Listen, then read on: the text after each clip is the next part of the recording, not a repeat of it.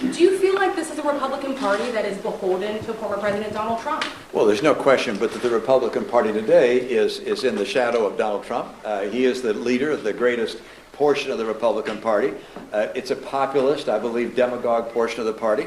Look, I represent a small wing of the party, if you will. I call it the wise wing of the Republican Party.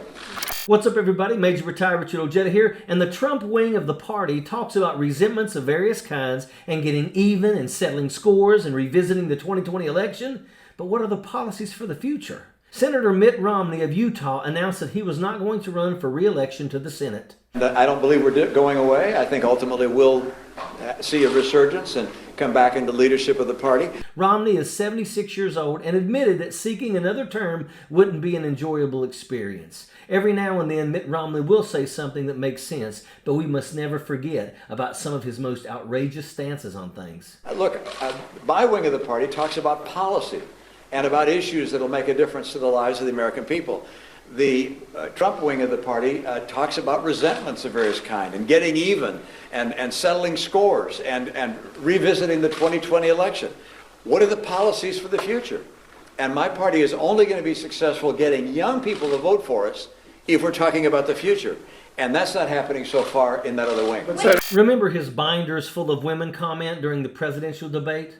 How about let Detroit go bankrupt? Or corporations are people too. Romney's biggest gaffe came during the 2012 election when he shot himself in the foot with a 47% comment. Romney was ranting about 47% of the people voting for the president no matter what, referring to poor and disabled voters. There are 47% of the people who will vote for the president no matter what. All right, there are 47% who are with him, who are dependent upon government, who believe that they are victims, who believe that government has a responsibility to care for them, who believe that they're entitled to health care, to food, to housing, to you name it. But it's an entitlement, and the government should give it to them.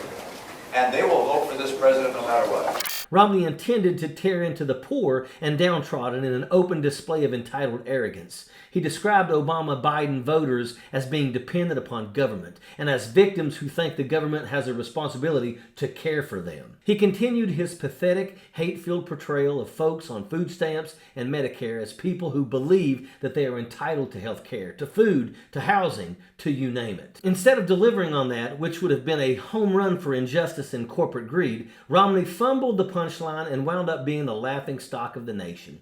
Mitt wanted to say that the government should end entitlements, but instead he said that the government should grant them. Mitt has wanted to take away Social Security and Medicare for years. Mitt Romney would have been an oppressor to the working poor and the disabled. He was terribly out of touch then, and he hasn't improved much over the years.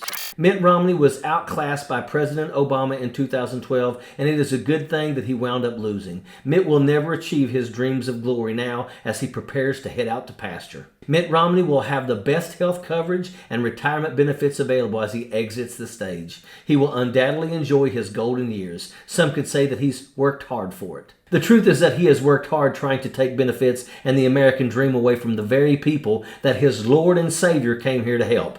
Good riddance, Mitt. Nobody will miss your pompous backside, and that is an absolute fact. Sappers clear the way, airborne all the way.